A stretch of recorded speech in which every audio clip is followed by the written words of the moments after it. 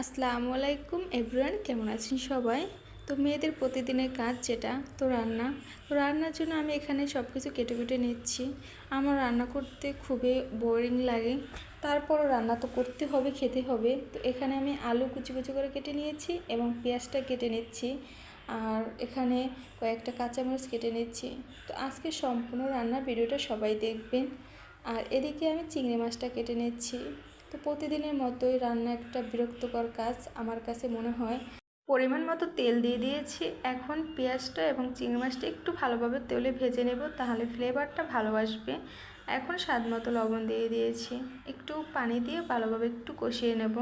তো কষিয়ে নেওয়া হয়ে গেছে। এখন আমি এখানে হলুদ এবং মরিচের গুঁড়া দিয়ে দেব, দিয়ে ভালোভাবে আবার একটু কষিয়ে নেব। তো আজকে রান্না করব পানি কচু চিংড়ি মাছ দিয়ে।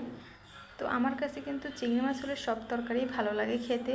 তো এখানে আমি কিন্তু কচুটা দিয়ে একটু ভালোভাবে নেড়েচেড়ে ঢাকনা দিয়ে ঢেকে দিয়েছি সিদ্ধ হওয়ার জন্য। চুলায় একটা প্যান বসিয়ে তেলটা গরম করে নেব।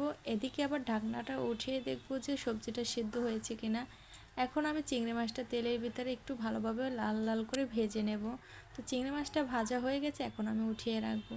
চিংড়ি মাছ কিন্তু আমার খুব পছন্দের একটি খাবার, তাই তো প্রতিদিনই চিংড়ি মাছ রান্না করি। তো এদিকে পেঁয়াজ এবং কাঁচামরিচটা একটু লাল লাল করে ভেজে নিয়েছি। এখন পরিমাণ মতো লবণ দিয়ে দিয়েছি, তো দিয়ে ভালোভাবে আবার একটু ভেজে নিয়েছি। এখন এখানে আলু কুচি দিয়ে ভালোভাবে একটু নেড়ে ছেড়ে নিয়েছি। এখানে পরিমাণ মতো সব মশলা দিয়ে আবার একটু কষিয়ে নিচ্ছি। কষিয়ে নেওয়া হয়ে গেছে, এখন চিংড়ি মাছটা দিয়ে দেব। চিংড়ি মাছটা দিয়ে এখন পরিমাণ মতো পানি দিয়ে একটু ঢেকে দেব সিদ্ধ হওয়ার জন্য। তো এদিকে কচু রান্না শেষ, আর চিংড়ি মাছটাও রান্না প্রায় শেষ। ভালো থাকবেন সবাই, আজকে রান্না এইটুকুই।